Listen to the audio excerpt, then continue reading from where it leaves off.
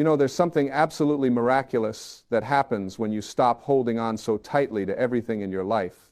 Most of us spend our entire existence grabbing, clutching, trying to control every single outcome, every person, every circumstance. We wake up in the morning already planning how we're going to make things happen, how we're going to force life to bend to our will, and then we wonder why we're exhausted. We wonder why we're stressed. We wonder why, despite all our effort, things still don't turn out the way we expected.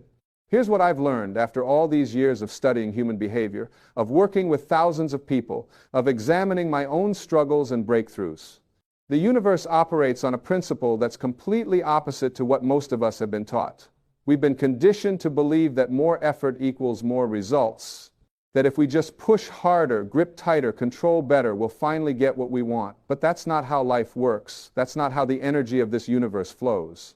Think about water for a moment. When you try to grab water with a clenched fist, what happens? It slips right through your fingers. But when you cup your hands gently, when you allow the water to rest in your open palms, you can hold it. You can drink from it. You can be nourished by it. Life is exactly the same way. The tighter you grip, the more it eludes you. The more you let go, the more it flows toward you. Now, I'm not talking about giving up. I'm not suggesting you become passive or indifferent. There's a massive difference between letting go and giving up. Giving up is surrender born from defeat. Letting go is surrender born from wisdom. Letting go means you're still engaged with life, you're still participating, you're still creating, but you're doing it from a place of trust rather than fear. You're doing it from a place of allowing rather than forcing. Most of our attachment comes from fear. We're afraid that if we don't control the outcome, something terrible will happen. We're afraid that if we don't micromanage every detail, everything will fall apart. We're afraid that if we're not constantly vigilant, constantly pushing, constantly striving, we'll lose what we have or never get what we want. But this fear-based approach to life is exactly what creates our suffering. It's exactly what blocks the very things we're trying to attract. When you operate from fear, you're operating from a state of lack. You're telling the universe, I don't have enough. I'm not enough. Life isn't giving me what I need, so I have to take it by force. And the universe, being the mirror that it is, reflects that energy right back to you. You get more experiences of lack, more experiences of struggle, more experiences of having to fight for everything. But when you let go, when you release that death grip on how things should be, you open yourself up to how things could be. And I promise you, the universe is far more creative, far more generous, far more abundant than your limited human mind could ever conceive. Your ego, your conscious mind, can only see a few steps ahead. It can only plan based on what it already knows, what it's already experienced. But the infinite intelligence that runs this universe, the same intelligence that grows a baby from 2 cells, the same intelligence that keeps planets in orbit and makes your heart beat without your conscious effort, that intelligence has a much bigger plan for you than you could ever design for yourself. I've seen this play out countless times in my own life. Every single time I've tried to force something to happen, I've either failed or succeeded in creating something that wasn't really aligned with my highest good. But every time I've let go, every time I've said, okay, I'm going to do my part, I'm going to take inspired action, but I'm going to release my attachment to the specific outcome, magic has happened. Opportunities I never could have predicted showed up. People I never knew existed came into my life. Solutions to problems that seemed impossible suddenly became clear. Let me be more specific about what letting go actually means in practical terms. It doesn't mean you stop having goals or desires. It doesn't mean you sit around waiting for life to happen to you. What it means is you hold your goals lightly. You move toward them with enthusiasm and commitment, but you don't strangle them with your need for them to manifest in one specific way at one specific time. When you're attached to an outcome, you're saying, I know exactly how this needs to happen, when it needs to happen, and who needs to be involved. You've written the entire script in your head, and now you're upset when reality doesn't follow your screenplay. But when you let go of attachment, you're saying, I know what I want to create or experience, and I'm going to move in that direction, but I'm open to it showing up in ways I haven't even thought of. I'm open to it being even better than I imagined. I'm open to the timing being different than I planned if that serves my highest good. This is especially important when it comes to relationships. Oh, how we suffer in our relationships because of our attachments. We meet someone, And immediately our ego starts creating a story about who they should be, how they should behave, what they should give us. And then we spend the entire relationship trying to mold them into our preconceived idea instead of allowing them to be who they actually are. We try to change them, control them, fix them. And we're miserable because they keep being themselves instead of our fantasy version of them. Or we hold on to relationships that have clearly run their course because we're attached to how things used to be, or attached to our investment of time and energy, or attached to not being alone. We stay in situations that drain us, that diminish us, that prevent us from growing, all because we can't let go. We're so afraid of the empty space that would be left behind that we'd rather fill it with something that makes us unhappy than face the temporary discomfort of release. But here's what I want you to understand. When you let go of a person or situation that isn't serving you, you're not losing anything real. You're only losing your attachment to an idea, a fantasy, a hope that things could be different than they are. And when you release that attachment, you make space for something authentic to enter your life. You make space for relationships that uplift you, for situations that align with your growth, for experiences that actually fulfill you. The same principle applies to your relationship with material things. Money, possessions, status, these are all wonderful things to have, and there's nothing wrong with wanting them. But when you're attached to them, when your sense of worth and security is tied to them, you become their slave.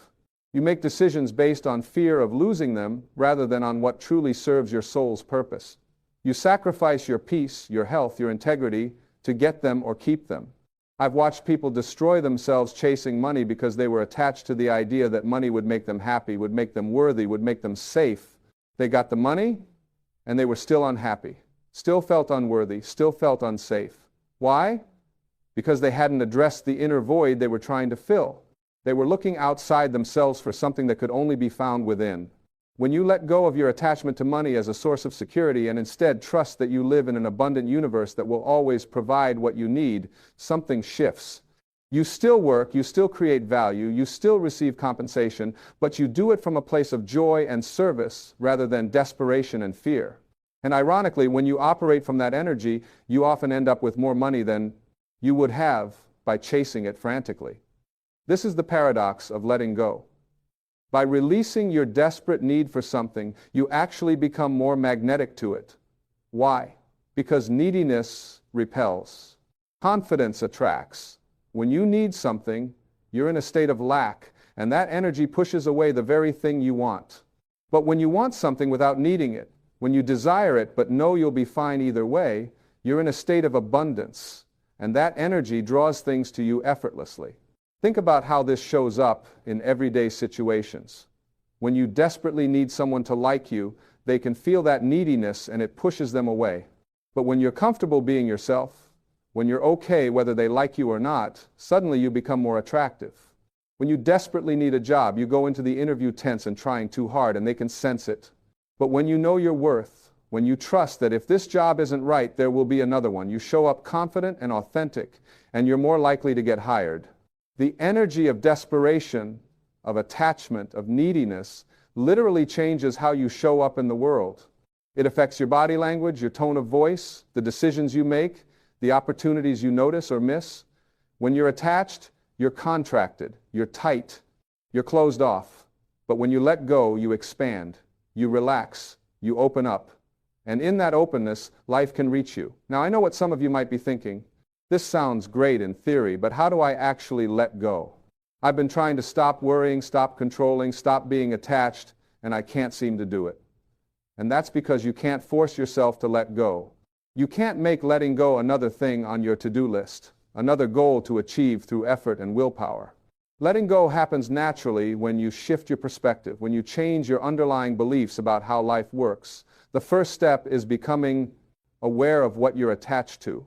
Most of us don't even realize how many things we're gripping tightly. We think we're just living our lives, but we're actually in a constant state of low-grade anxiety about maintaining control. So start noticing, when do you feel tense? What thoughts create anxiety in your body? What situations trigger your need to control? Just observe without judgment. Awareness is always the first step toward change. Once you're aware of your attachments, the next step is questioning the beliefs behind them. If you're attached to someone's approval, ask yourself why. What do you believe will happen if they don't approve of you? If you're attached to a specific outcome, ask yourself why this particular outcome seems so important. What are you making it mean about you or your life? Usually, when you drill down, you'll find that you're attaching your identity, your worth, or your safety to external circumstances. And that's the root of all suffering. Your worth is not determined by your accomplishments, your relationships, your bank account, or any other external measure. Your worth is inherent. It was established the moment you came into existence. You are an individualized expression of the infinite creative force of the universe. You are literally made of the same energy that creates galaxies. How could you not be worthy? How could you not be enough? Your value isn't something you have to earn or prove. It simply is. When you really understand this, when you feel this truth in your bones, letting go becomes natural. You stop needing external validation because you validate yourself. You stop needing to control outcomes because you trust that you're always being guided toward your highest good. You stop needing people, circumstances, or things to be different than they are because you know that your peace, your happiness, your fulfillment come from within. This doesn't mean you become indifferent or apathetic. You still care about things. You still have preferences. You still take action toward your goals. But there's a lightness to it. There's a trust. There's a knowing that whether things work out the way you planned or not, you're going to be okay. More than okay. You're going to grow, learn, and evolve through whatever happens. I want to talk about control for a moment because this is where so many of us get stuck. We've been taught that we're supposed to control our lives, that responsible adults manage and control everything. But the truth is, we control very little. We don't control other people. We can't make someone love us, respect us, or behave the way we want them to. We don't control circumstances. We can't prevent loss, change, or unexpected challenges from showing up in our lives. We don't even fully control our own minds and bodies. Thoughts arise whether we want them to or not. Physical sensations, emotions, and impulses happen automatically. So what do we actually control? We control our response to what happens. We control where we place our attention. We control the meaning we assign to events. We control the actions we choose to take. That's it. And that's enough. When you stop trying to control all the things you can't control and focus on the things you can, you become powerful. Not in a dominating way, but in an authentic, grounded way. Letting go of control doesn't mean nothing is in your hands. It means you're taking your hands off everything that was never yours to hold in the first place. You're releasing your grip on other people's choices, on past events you can't change, on future outcomes you can't guarantee. And in doing so, you free up enormous amounts of energy that you can now direct toward what you actually can influence. Think about how much energy you waste trying to control things that are beyond your control. You replay conversations in your head, wishing you'd said something different. You worry about what might happen in the future, rehearsing disasters that will probably never occur. You try to manage other people's opinions of you, constantly adjusting your behavior to win approval. All of this is exhausting, and none of it is effective. When you let go of the illusion of control, you get your energy back. You get your life back. You're no longer scattered across 1,000 different concerns, most of which are imaginary. You're present. You're here. You're available for the actual experience of your life instead of being lost in your thoughts about your life. This presence is incredibly powerful. When you're truly present, you notice things you would have missed. You feel your intuition more clearly. You respond to situations with wisdom rather than reacting from old patterns. You connect with people authentically instead of performing for them. You experience joy, beauty, and love more fully because you're actually there for them. And here's something beautiful that happens when you let go. You stop being motivated by fear and start being motivated by love. Fear says, I have to make this happen, or something bad will occur. Love says, I want to create this because it would be beautiful, meaningful, or joyful.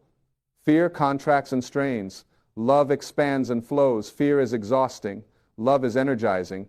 When you're creating from love rather than fear, everything changes. Your work becomes more creative, more inspired, more effective. Your relationships become more genuine, more intimate, more satisfying. Your life becomes an expression of who you really are rather than a defense against who you're afraid of being. I've spent decades studying spiritual texts from every tradition, and they all point to this same truth. Whether it's the Tao Te Ching talking about Wu Wei, effortless action, or the Bhagavad Gita discussing non-attachment to the fruits of action, or Jesus teaching about not worrying about tomorrow, or the Buddha explaining the cause of suffering, they're all saying the same thing. Attachment is the problem. Letting go is the solution. But these aren't just ancient teachings. Modern psychology has caught up with this wisdom. Research shows that people who are less attached to specific outcomes experience less stress, better mental health, more creativity, and often more success in achieving their goals. Why? Because they're not blocking the flow with their anxiety and rigidity. They're open to possibilities. They adapt more easily. They see opportunities that others miss because they're not fixated on one narrow path. Neuroscience has shown us that when we're anxious and controlling, our brain literally narrows its focus. We go into a stress response where we can only see threats and problems, but when we're relaxed and trusting, our brain opens up. We can see more options, make better decisions, and tap into our higher cognitive functions. Letting go isn't just spiritually wise, it's biologically smart. Now, let's talk about what happens when you actually practice this. When you start letting go, things might feel scary at first. Your ego is going to protest. It's going to tell you that if you don't stay in control, everything will fall apart. It's going to create fearful scenarios about all the terrible things that will happen if you release your grip. This is normal. Your ego's job is to keep you safe, and it thinks staying in control is how to do that. But you're not your ego. You're the awareness behind your thoughts. You're the infinite part of yourself that knows you're always safe because you're always connected to the source of all life. So when those fearful thoughts arise, you don't have to believe them. You can acknowledge them, thank your ego for trying to protect you, and then gently redirect your attention to trust. Trust is the antidote to control. When you trust that the universe is fundamentally benevolent, that it's always moving in the direction of greater life, growth, and love, you can relax. You can let go. You don't have to figure everything out. You don't have to make everything happen. You can do your part and trust that the universe will do its part. This trust develops over time as you test it out. You let go of something small and notice that not only did nothing terrible happen, but often something better showed up. You release control in a relationship and find that the relationship either improves or naturally ends, making space for a better one. You stop forcing a particular career path and find that a new opportunity emerges that's more aligned with who you really are. Each time you let go and see that you're supported, your trust grows. Eventually, you get to a place where letting go feels more natural than holding on, where trust feels more comfortable than control, where you actually prefer the experience of flowing with life rather than fighting against it. And this is when life really starts to give back to you, not because you've earned it or deserve it more than before, but because you've finally opened yourself up to receive it. You've removed the blocks. You've stopped pushing away abundance with your desperate grasping. You've become a clear channel for life to flow through you and to you. Things start showing up that you didn't even ask for. Synchronicities increase. You meet the right person at the right time. You hear about an opportunity just when you need it. You receive help from unexpected sources. Solutions appear for problems you were struggling with. It's not magic, although it can certainly feel magical. It's simply the natural result of aligning yourself with the flow of life rather than resisting it. The more you let go, the more you receive. But here's the beautiful twist. The more you receive, the less attached you become to receiving. You realize that the real treasure wasn't the things you received, but the person you became in the process of learning to let go. The peace, the freedom, the trust, the openness, the love. These inner riches are worth more than anything external you could ever acquire. When you reach this understanding, you become truly free. Free from the tyranny of your own desires. Free from the prison of other people's opinions. Free from the burden of trying to control an uncontrollable universe. And in that freedom, you can finally enjoy your life.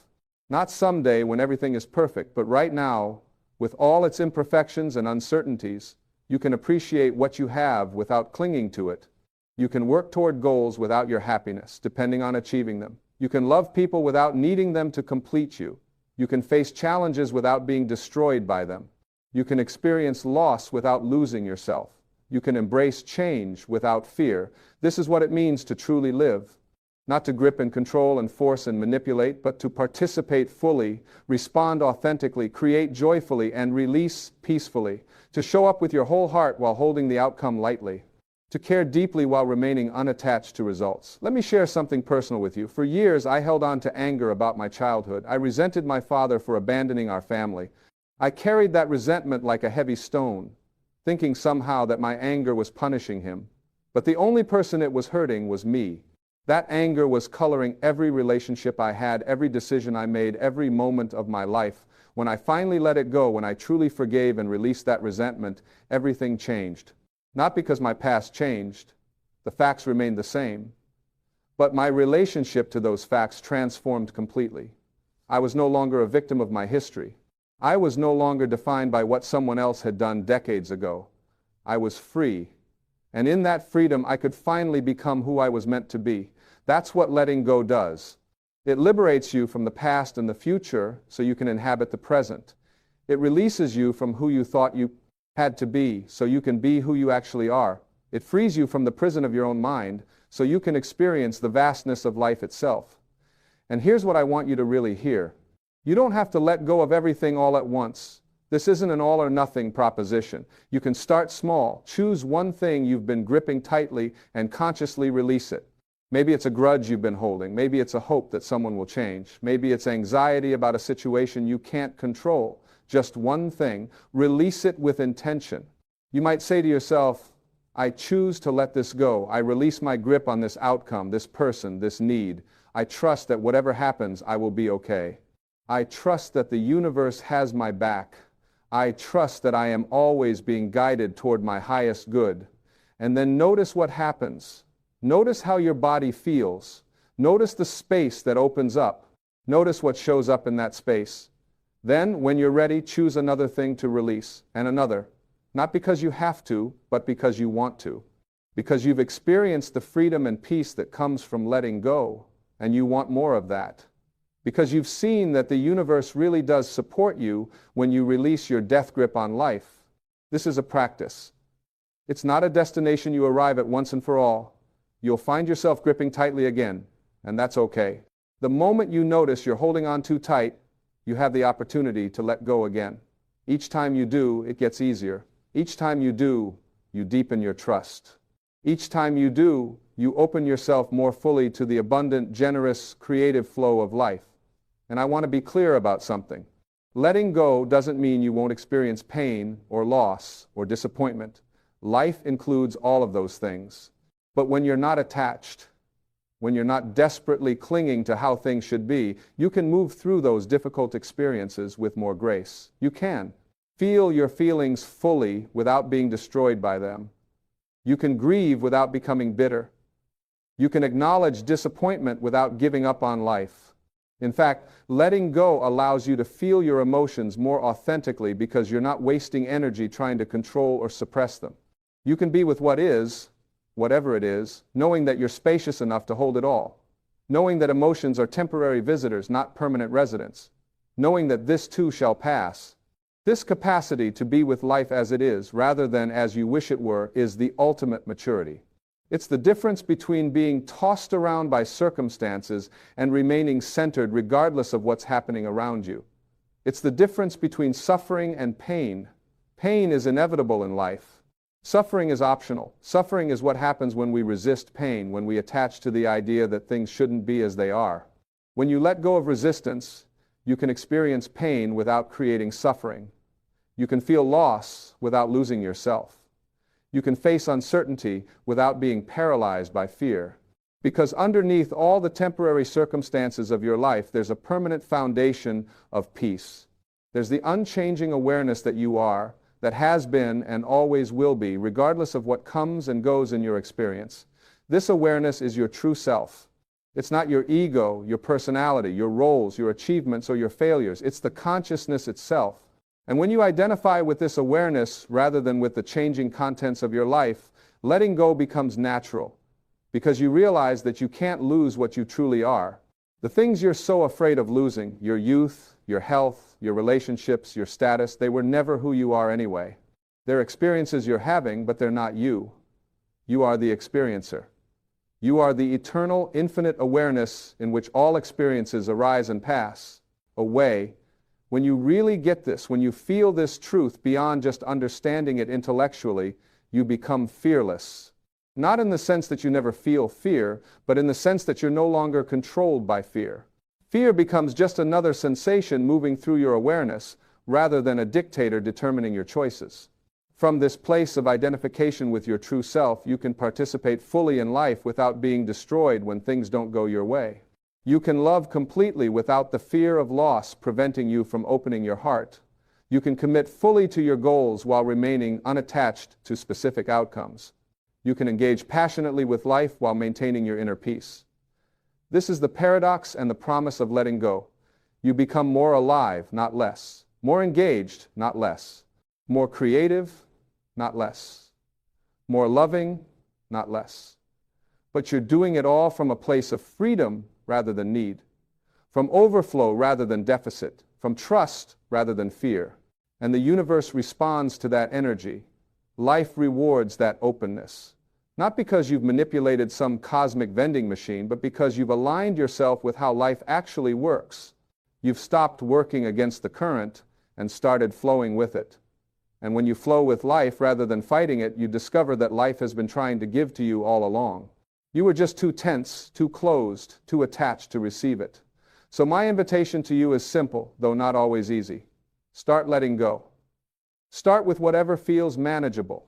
Release your grip just a little bit on something you've been holding tightly. Notice what happens. Learn to trust through experience, not just belief. Test it out. See for yourself that the more you let go, the more life gives you. And remember, you're not doing this alone. You're supported by the same infinite intelligence that orchestrates the entire universe. The same force that knows how to grow a tree from a seed, how to heal a wound, how to turn food into energy. This same force is available to guide your life if you'll get out of the way and let it. Stop trying to do everything yourself. Stop thinking that your small, limited ego has to figure it all out. Surrender to the higher intelligence that's already within you, already guiding you, already conspiring for your benefit. Your job isn't to control everything. Your job is to be present, to be open, to be willing, to take inspired action when called, and to let go of the rest. When you live this way, life becomes an adventure rather than a burden, an unfolding mystery rather than a problem to solve, a gift to receive rather than a battle to win. And you finally get to experience the peace, joy, and freedom that you've been seeking all along, not by grasping for them, but by releasing everything that's been blocking them. The more you let go, the more life gives you. Not just more stuff, although that may come too, but more of what really matters. More peace, more love, more joy, more connection, more creativity, more aliveness, more of your true self. And isn't that what you really want anyway? Isn't that what all the grasping and controlling and forcing has really been about? The desire to feel okay, to feel safe, to feel whole. Well, here's the secret. You already are okay. You already are safe. You already are whole. Not because of anything you've achieved or acquired, but because of what you inherently are. You are an expression of infinite love taking form. You are the universe experiencing itself. You are consciousness exploring its own creation. And nothing you do or don't do, nothing you gain or lose, nothing that happens or doesn't happen can change that fundamental truth. When you rest in this truth, letting go isn't a sacrifice. It's a relief. It's the natural response to realizing that you never had to hold on so tightly in the first place, that you were always held, that you are always held, that there's a larger intelligence, a deeper wisdom, a greater love supporting you in every moment. Trust that. Let go into that. And watch your life transform in ways you never could have forced or controlled into being. The more you let go, the more life gives you. Not someday, not in theory, but right now, in this very moment, as you release your grip and open your hands to receive all that's already here, already available, already waiting for you to simply accept it. This is the path of peace. This is the way of wisdom. This is the art of living. Let go and let life love you the way it's been trying to all along. You know, there's something absolutely remarkable that happens the moment you begin to truly value yourself. It's not magic, though it might feel like it. It's not luck, though others might call it that. What happens is this: the entire universe begins to shift and rearrange itself to match the energy you're putting out. When you value yourself, when you truly hold yourself in high regard, you send out a signal that says, this is what I'm worth. This is what I deserve. This is who I am. And the world listens. But here's what most people miss. They spend their entire lives waiting for someone else to tell them they're valuable. They wait for the promotion, the relationship, the approval, the validation from parents, from friends, from society. They wait, and while they're waiting, they're accepting less than they deserve. They're settling, they're compromising. They're allowing people and circumstances into their lives that don't match their true worth.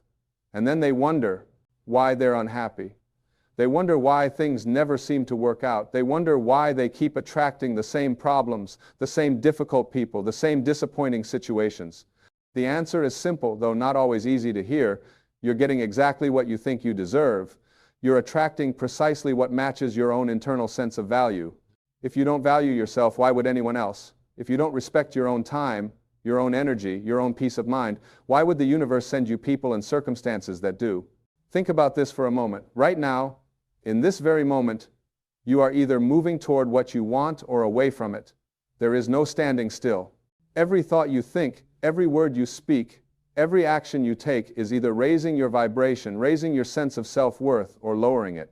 When you criticize yourself, when you put yourself down, when you accept treatment that feels wrong in your gut, when you stay in situations that drain you, when you surround yourself with people who diminish you, you are telling the universe, this is what I'm worth.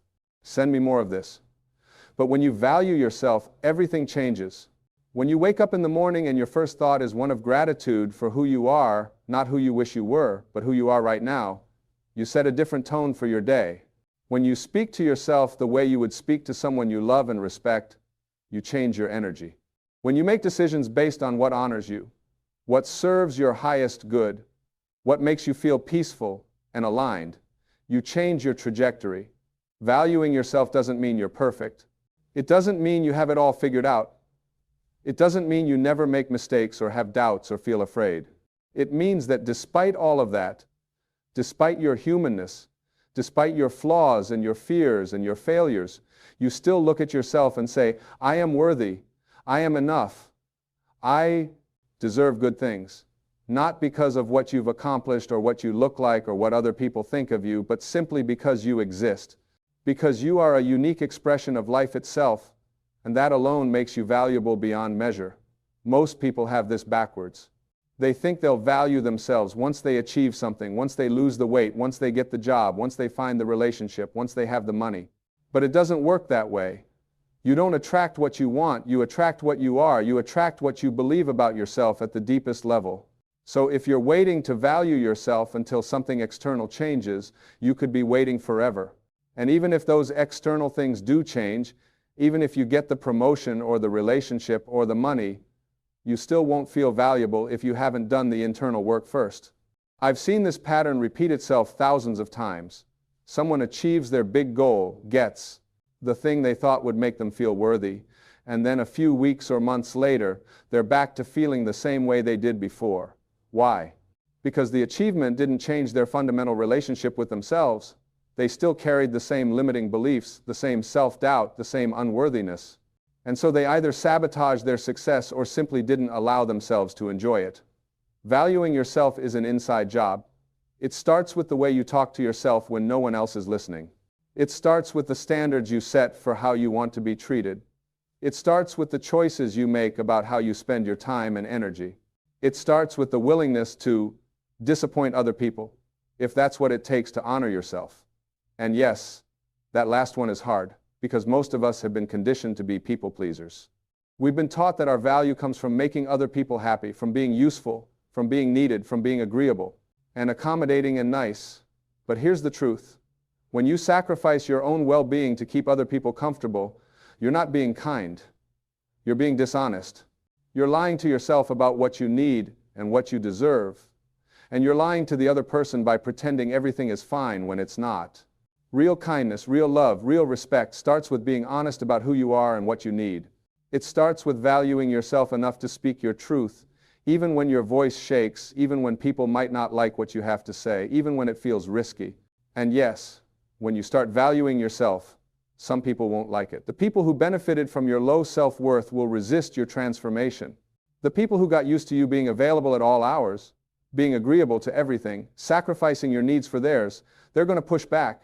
They're going to tell you you've changed, and not in a good way. They're going to accuse you of being selfish or difficult or too much. They're going to try to make you feel guilty for setting boundaries, for saying no, for choosing yourself. Let them. This is part of the process. When you raise your standards, when you start valuing yourself, you automatically begin to separate yourself from people and situations that don't match your new energy. And that's exactly what needs to happen. You can't attract the best while you're clinging to people and patterns that represent the worst. You can't move forward while you're holding on to what's holding you back. You have to be willing to create space in your life. You have to be willing to let go. You have to trust that when you value yourself, when you hold yourself in high regard, you will naturally attract people and circumstances that match that energy. This is not about being arrogant or thinking you're better than anyone else. This is about recognizing your inherent worth as a human being. This is about understanding that you are not here to shrink yourself to make other people comfortable. You are not here to play small so that others don't feel threatened. You are not here to accept crumbs when you deserve the whole feast. You are here to be fully yourself, to express your unique gifts, to live a life that feels authentic and meaningful and joyful. And when you value yourself, when you truly get this at a cellular level, you stop chasing, you stop begging, you stop trying to convince people of your worth. You stop over-explaining yourself, over-giving, overdoing, trying to earn love and respect and approval. You understand that your value is not up for debate. It's not something that needs to be proven. It simply is. And the right people, the people who are meant to be in your life, will recognize it without you having to say a word. Think about the people you admire, the people who seem to have it all together, who attract wonderful opportunities and relationships. What is it about them? Is it their looks? Sometimes, but not always. Is it their money? Sometimes, but not always. Is it their talent? Sometimes, but not always. What they all have in common is this: they carry themselves as if they are valuable. They have a quiet confidence, a self-assurance, a sense of worthiness that radiates from within.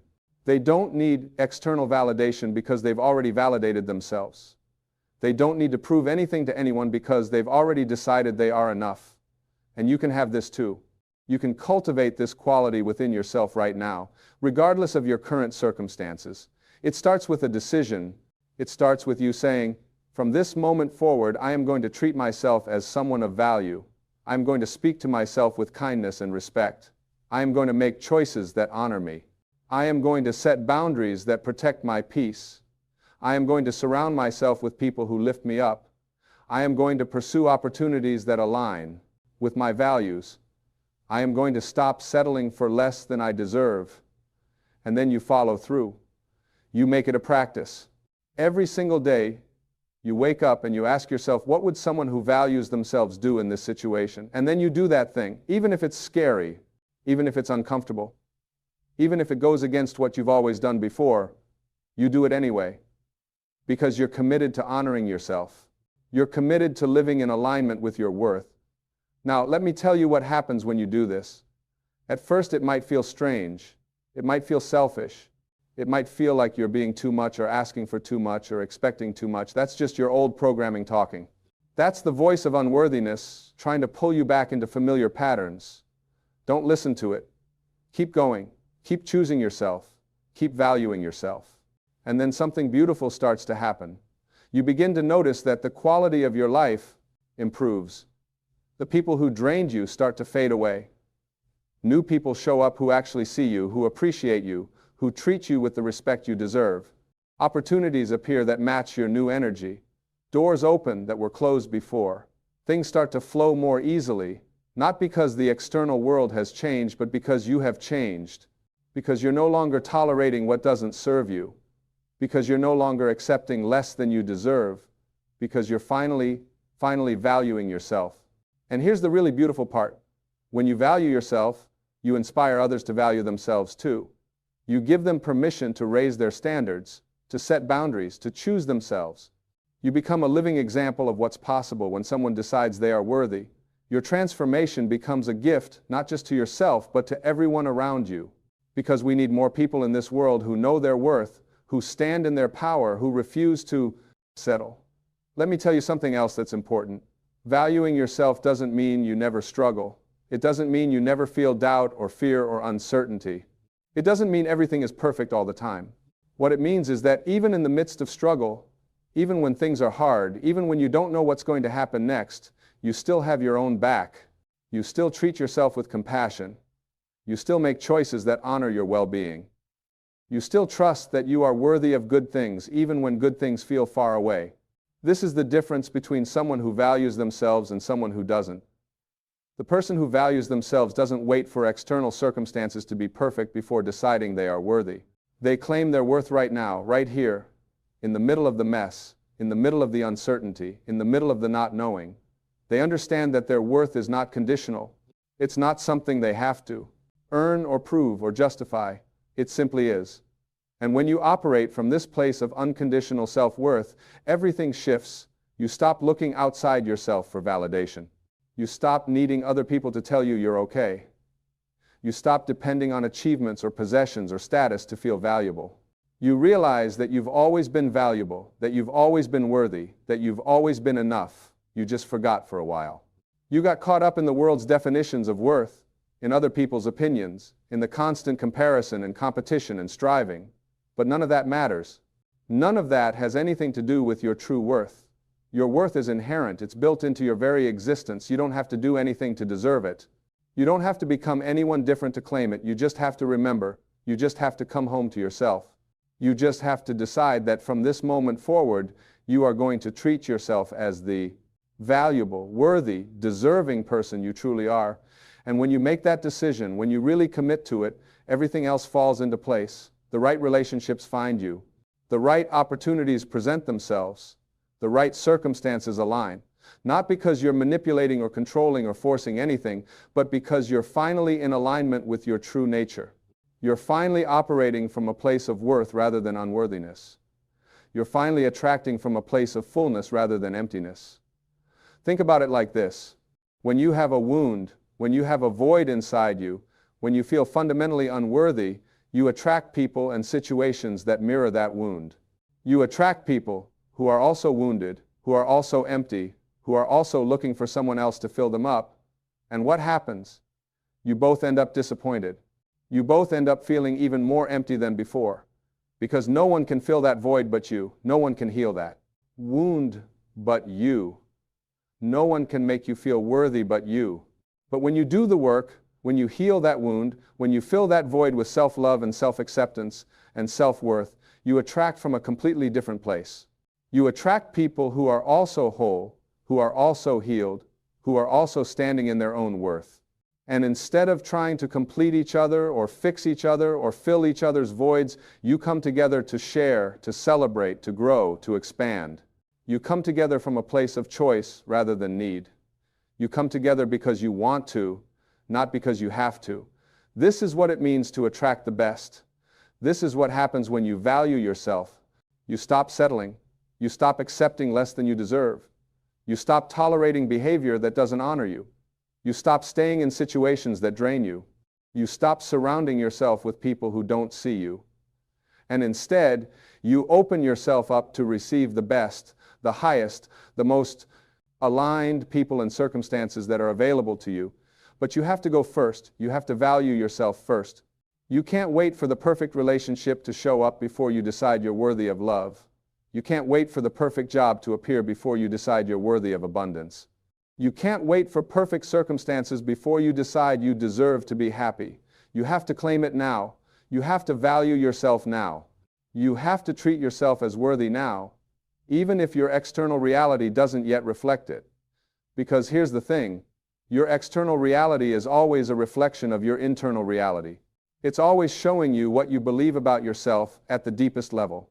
If you look at your life right now and you don't like what you see, if you're surrounded by people who don't respect you, if you're in situations that don't fulfill you, if you're constantly struggling and forcing and pushing and exhausted, it's not because you're unlucky or cursed, or fundamentally flawed, it's because somewhere inside you, you don't believe you deserve better. Somewhere inside you, you don't value yourself enough to make different choices. And that can change. Right now, today, in this moment, you can decide that you are done settling. You are done accepting less than you deserve. You are done tolerating disrespect and mistreatment and mediocrity. You are done waiting for someone else to tell you you're valuable. You're going to tell yourself. You're going to know it. You're going to live it. You're going to make it the foundation of every choice you make going forward. What does this look like practically? It looks like saying no to the invitation that doesn't feel aligned, even if people might be disappointed. It looks like leaving the conversation that feels toxic, even if it's awkward. It looks like ending the relationship that's draining you, even if you're afraid of being alone. It looks like walking away from the job that doesn't respect you, even if you don't know what's next. It looks like investing in yourself, in your growth, in your healing, in your dreams, even if other people think it's frivolous or selfish. It looks like prioritizing your peace, your joy, your well-being, even when the world tells you to sacrifice yourself for others. It looks like choosing you, again and again and again, in big ways and small ways, in obvious ways and subtle ways. Every single day, in every single moment, you get to choose. You get to ask yourself, does this honor me? Does this align with my worth? Does this feel like something someone who values themselves would do? And then you act accordingly. And yes, this takes courage. It takes strength. It takes a willingness to stand alone sometimes, to go against the grain, to disappoint people, to risk rejection. But let me ask you this. What's the alternative? Spend the rest of your life settling? Spend the rest of your life accepting less than you deserve? Spend the rest of your life wondering why good things never happen to you, why you keep attracting the same problems, why you feel so unfulfilled. That's not living. That's existing. That's surviving. And you weren't put on this earth to merely survive. You were put here to thrive. You were put here to experience joy and love and abundance and peace. You were put here to express your unique gifts, to share your light, to make your contribution. But you can't do any of that if you don't value yourself. You can't shine your light if you're constantly dimming it to make other people comfortable. You can't share your gifts if you don't believe you have anything valuable to offer. You can't create the life you want if you don't believe you're worthy of having it. So here's what I'm inviting you to do. Stop waiting. Stop doubting. Stop questioning whether you deserve good things. You do. Period. End of story. Not because of what you've accomplished or what you look like or what anyone else thinks about you. Simply because you are alive. Simply because you exist. Simply because you are a unique expression of the infinite intelligence that created this entire universe. That alone makes you infinitely valuable. Now, the question is, are you going to acknowledge that value? Are you going to honor it? Are you going to live from it? Are you going to make choices that reflect it? Are you going to set standards that match it? Are you going to surround yourself with people and circumstances that mirror it back to you? Because when you do, when you finally step into your worth, when you finally value yourself at the level you deserve to be valued, you will be absolutely amazed at what shows up in your life. You will be amazed at the quality of people who enter your world. You will be amazed at the opportunities that present themselves. You will be amazed at how much easier things flow. You will be amazed at how much more peaceful you feel. You will be amazed at how much more joy you experience. And you'll look back at your old life, at the life where you settled and tolerated and accepted less than you deserved, and you'll barely recognize that person. You'll have compassion for them. You'll understand why they made the choices they made, but you won't go back. You won't return to that place of unworthiness. Because once you've tasted what it's like to truly value yourself, once you've experienced the freedom and the joy and the abundance that comes from standing in your worth, you can never unsee it. You can never go back to settling. This is your invitation. This is your moment. This is your opportunity to choose yourself, to value yourself, to claim the life you truly deserve. Not someday, not when you're ready, not when circumstances are perfect. Now, right now, in this moment. You are worthy now. You are valuable now. You are deserving now. And the moment you truly believe that, the moment you truly live from that place, everything changes. The universe is waiting for you to step into your worth. The best relationships, the best opportunities, the best version of your life is waiting for you on the other side of self-value. All you have to do is claim it. All you have to do is decide that you are worthy. All you have to do is start treating yourself with the respect and love and honor you deserve. And then watch. Watch how your life transforms. Watch how the right people show up. Watch how the right circumstances align. Watch how everything you've been searching for outside yourself has been inside you all along. You are valuable. You are worthy. You are enough. Not because I'm saying it, not because anyone else is saying it, but because it's true. It's always been true. It will always be true. The only question is, when are you going to believe it? When are you going to live it? When are you going to stop settling and start claiming the magnificent life that's waiting for you? The answer is now. The time is now. You are ready now. You've always been ready. You just forgot for a while. But you're remembering now. You're waking up. You're seeing yourself for who you truly are. A valuable, worthy, deserving being who has every right to experience the best this life has to offer. So go claim it. Go live it. Go be it. The world needs more people who know their worth. The world needs you to shine. The world needs you to stop playing small. The world needs you to value yourself so that you can inspire others to value themselves too. This is your time. This is your life. This is your moment to choose. Choose yourself, value yourself, love yourself, honor yourself, respect yourself, and watch as the entire universe rearranges itself to match the energy you're putting out. Watch as the best people, the best opportunities, the best circumstances find their way to you. Not because you're lucky, not because you're special, but because you finally valued yourself enough to attract them. And that changes everything.